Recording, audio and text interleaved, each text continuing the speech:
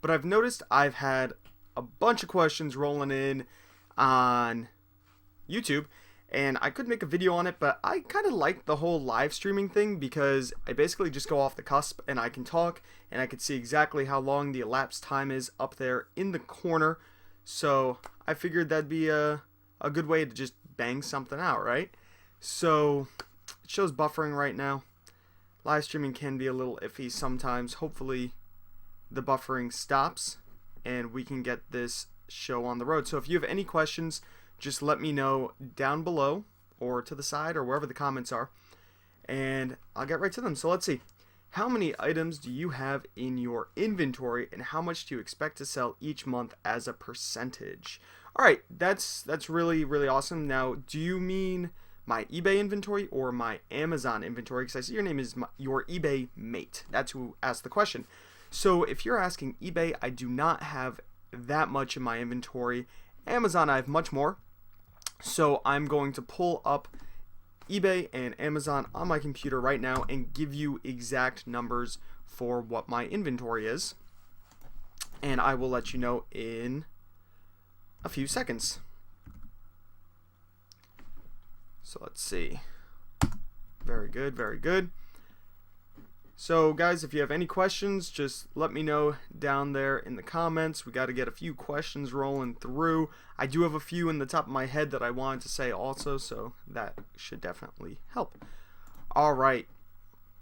So everything's running a little bit slower because I have this live stream running on the computer at the same time. So let's see what I got selling over on eBay. I just had 2 decent sales on eBay. One was a Lego set. It was actually just a box of Legos, 7 pounds. I sold for $25 plus $25 shipping. Shipping was $22, of course, because it went all the way to California. I was hoping it would go somewhere close and I'd save a little bit on the shipping there. So let's see, listings right now, active on eBay. I only have 61 listings, so not that much. And out of that 61, I probably sell, out of the 61 that's listed right now, by the end of the week, I expect to sell maybe 2. A lot of the things that I still have listed are older items that I've had listed for quite a while. I've brought the price way down on them. Now, I do have a bunch of newer things all behind me over here that I do want to get listed and want to get up, and that will help those numbers out a lot because new things in my store, new things for people to look at, more sales in theory. So eBay, not so great percentage-wise. Over on Amazon, let's check, manage my inventory, see how many I have active right now at the moment. Looks like we're working with, give me 1 second. All right, active inventory over on Amazon right now has actually gone down a little bit. I'm at 947 products live, which is a little bit lower than, definitely lower than I'd like. I'd like to always have around 1,000. I'd be very happy if I was always around 1,000 and more. That I definitely want to grow. I need to go thrifting a little bit more, do some more retail arbitrage, things like that. Otherwise, I can't get more in there. I need to buy more to put more in there. And with Amazon, it's different. So because I have so many more items in my inventory, 947 to be exact, I can tell you guys exactly how many items I've sold in this past 7 days, 14 days, or 7 days, 15 days, and a month. So in the past 7 days on Amazon, I sold 47 items. In the past 15 days, 139, and in the past 30 days, 233. Now, of course, I've sent in boxes in this time span, so the amount has fluctuated, so I can't really give an exact percentage right now, but that's just to give you an idea. And today I've sold 7 items. All right, next question. How much do you need to invest in inventory to generate 2,000 clear per month? All right, let's think about that. So to clear 200, that's basically, or 2,000, that's netting 2,000. Let's see. How much am I netting? It really depends on how much your inventory costs. It's hard to say because if you're thrifting, you can find items for $1 that go for 100. And I find that all the time. I actually just recently on eBay, I bought a piano. It was a keytar, a piano keyboard guitar thing.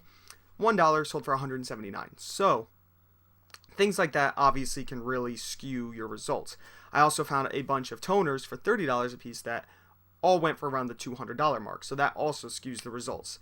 I'd say on average, I invest, and I clear more than 2,000 per month, probably, I don't know, 4,000, maybe a little bit more than that even, net. I would say I invest about 1,000. So technically I'm only getting about 3,000 back. So that's kind of how I look at it per month. I would like to obviously increase that, but that's how it is. That's just how it is. So, all right. Any more questions rolling through? Let's see what we got. Let me throw some answers out there for questions I've seen in my YouTube videos, questions that I've wanted to answer, and questions I have already answered, but some people obviously don't see every single video. I always get this in a lot of my videos. People always ask, how do you ship your records? And I wish I had, I do have one. Okay, I have a record right here. How I do it is I buy these poly bags. These guys right here. I don't know the exact size, but I will put a link down in the description after the show to buy these things. They're awesome. I use them for stuffed animals and everything. All I do is I slide the record right into it, fold it over, and it has a self-seal right there. Seal it up, and when they go off to Amazon, I don't really have to worry so much about putting them into each of their own individual boxes because they're all going to be stacked in a big box. What's wrong, Soph? My dog is running around like crazy for some reason. So that's how I ship them off to Amazon. I do not sell records on eBay, so it would be different for you, of course, if you're selling them on eBay. You'd want them to be in their own box. Why is my dog pacing so much? Let me let her out real quick. 1 second, guys. Okay, hold on.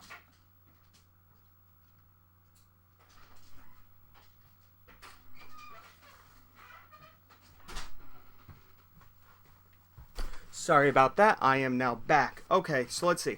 How do you generate a different ASIN? I went to send in 6 juicers, and they want to send them all somewhere different. So I want to sell this FBA and MF. All right, I'm a little confused by your question here. It says, how do you generate a different ASIN? I know on Inventory Lab, it allows you to...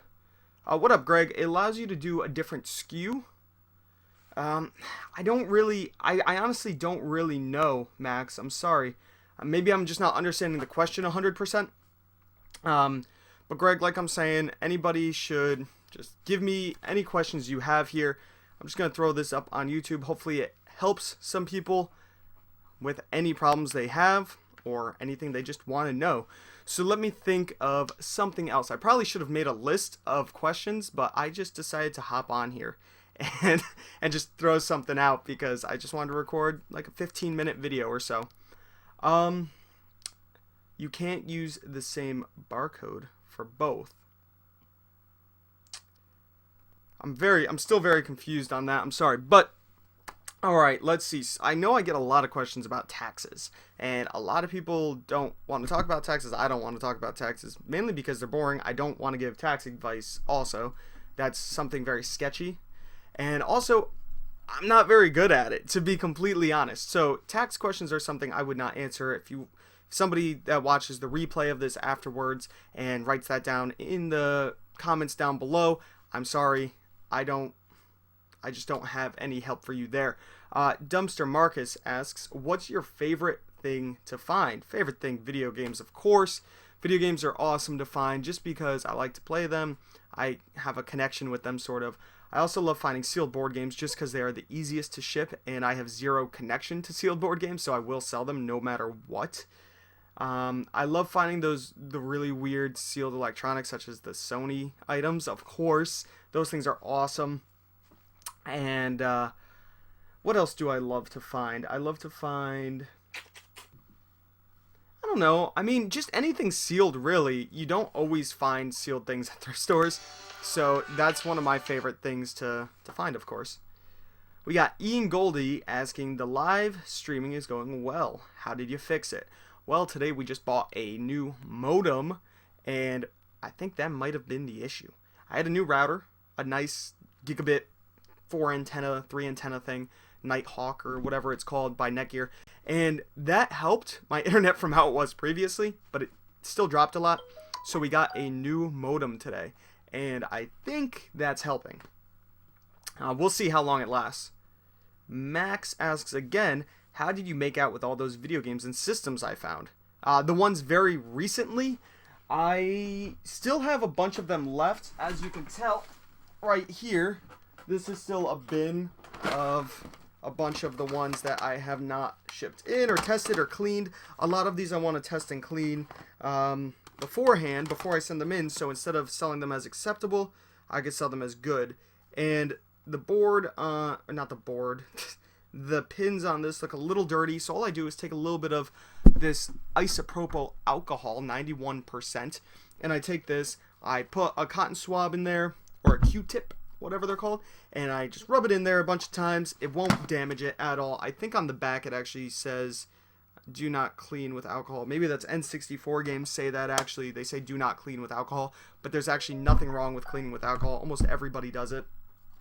I definitely recommend doing that.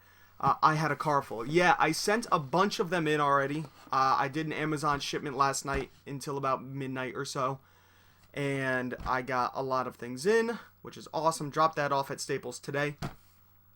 So we'll see how well they sell. A lot of this stuff I want to get sent off today or tomorrow, and hopefully the sales start rolling in there. Elite Focus Entertainment asks, how many days a week do I source? I try to source 5 to 6 days a week. Now, sourcing isn't always going on a full trip, going to Goodwill or something. I have a little thrift store in my town, so sometimes I'll swing by there, grab 3 things, right? Or I'll be out at Walgreens or Kmart, and I'll do a little bit of scanning, right? So that's not really considered sourcing. Legitimate sourcing, basically going out for the full day, going to Goodwill, going to Savers, hitting up all the places. I do that at least 3 times a week, minimal. I'd shoot for 4, because sometimes you show up to a new place, everything's garbage, and you think, wow, that place sucks, I'm never going there again. But I'm sure if you have a local Goodwill that you go to all the time, some days are busts, when other days you score big. So I try not to let one bad experience or even 2 bad experiences really hinder when I go. There is one thrift store I tend to actually not go to anymore. It's a Savers, next to 2 Goodwills that I go to. They just never have new inventory. I still stop by there, but they just never really have anything. Yeah, do I sell on Mercari or just buy to resell? I have sold on Mercari. I will not continue to sell on Mercari because they have implemented a 10% fee, just like eBay now. I've deactivated all my listings on Mercari. You can still sell until the 16th, I believe, before they implement that fee. So there's that. I do buy to resell on Mercari lots, though. A lot of things go fast, but I try. Better Barbie says, I've never sold video games, but I come across them all the time. Do I have to test them before I resell them? Now, you should test them. Do I test them all? No. Do I need to test them all? No, because I play them. I know them. I have tested so many. I'm talking hundreds to possibly thousands of games I've sold on Amazon. And I can basically just open it up, take a look at it. This one's pretty scratched, and it's a GameCube game, and my disc cleaner does not work for GameCube games yet. I need to buy attachments for it. So this is something I would try to wipe off with a microfiber cloth. Maybe spray it with my static. I have the static spray that supposedly helps the back, and if it doesn't look decent enough, I won't send it in. Games like these, I 9 out of 10 times will test. So you should have a console for Super Nintendo, for Game Gear, for Game Boy, for Genesis. You need to have these consoles. That could be expensive, but it's great when you find them. Just kind of build up on them, right? So I pretty much have one of every console. I do not have any Ataris. I do not have a Sega Saturn. I just recently got a Sega CD, so that will help me. But CD-based games, you don't really need to test as much. If the disc looks good, just like it would with a CD, you wouldn't listen to a CD from front to back, and you wouldn't play a game from front to back. Unless, no, you just wouldn't. Let's see. Max asks again, but why not keep selling on Mercari? It's no more than eBay. This is true, but the amount of people that are buying on Mercari are so much smaller than the amount of people on eBay. People on Mercari beat you down on the price all the time, and I just don't see the point right now for me to also list on Mercari as well as eBay when I could just list on eBay and Amazon right now. I do not need Mercari.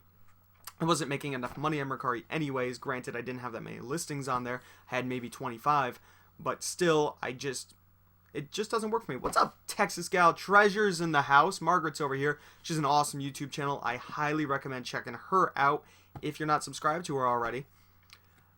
We got, you're welcome, Better Barbie. We got Elite Focus Entertainment asking, do I use GoDaddy bookkeeping? Seems everyone uses this. You mentioned Inventory Lab. Do they offer bookkeeping service?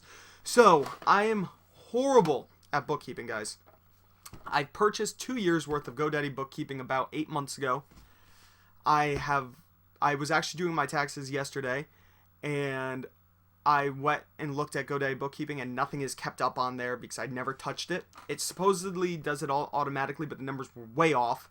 So I wasted 2 years of money on that. So that's something I might try and work on for next year, possibly. Inventory Lab has a slight bookkeeping thing, but I don't mess with that. So the way I did it, which is horrible, is I have a thing right here. It says 2015 receipts, and I have every store paperclip together. So I have all the Goodwills paperclip together, all the Savers paperclip together. 2015, I just started reselling, so this is small. 2016, I'm going to need 10 of these things with receipts, so it's going to suck. But it was easy. I was able to add everything up. I went and I looked at my Amazon payouts, and I was able to add up every single one in 2015, as well as my eBay payouts, and I was able to add everything up, deduct shipping. I still have to go into Amazon and find all the, my printer I bought, everything I bought. I have to deduct all of that still, and then I have to figure out my mileage. And I don't know how else to file. This is why I'm not good with taxes. I don't know how yet, and I know they're due in a few days. So I have to learn all of this within the next couple days. Let's see. Texas Gal Treasures asks, do I do some on Etsy? The fees are super low. The fees are super low on Etsy, and I have listed on Etsy in the past. I do not list on Etsy anymore.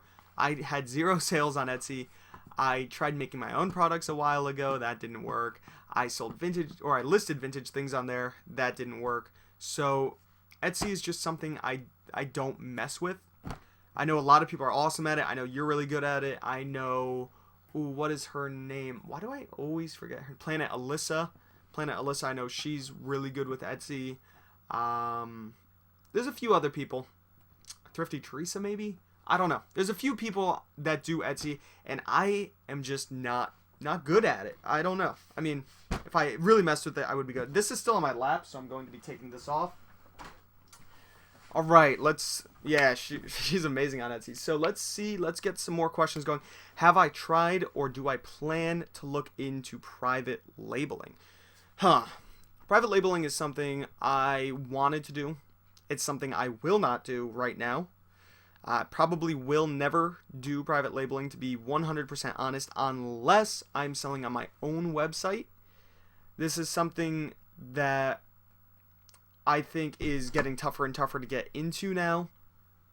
Maybe if I had what are they called? Shopify stores, I would mess with it. I know Amazon just made it much harder. They're starting to delete everybody's reviews based on if they got an item for free or not. So that's something that's really affecting that market. Also, a lot of Chinese sellers have been sending their items directly to the Amazon warehouses to directly compete. So that's something that is making it more difficult as well. There's also, there's just so many things that I don't want to mess with right now with private label. So I'm not going to be getting into it anytime soon. I would like to get ungated in categories first, such as grocery, health and beauty, all that stuff, which I've been trying to, but it is not easy. You need a reseller's license to buy from a lot of websites to get ungated, to get what are they called? A commercial receipt, I believe it is. And then you have to send it to Amazon. Amazon can choose whether or not to accept you or deny you basically into their program.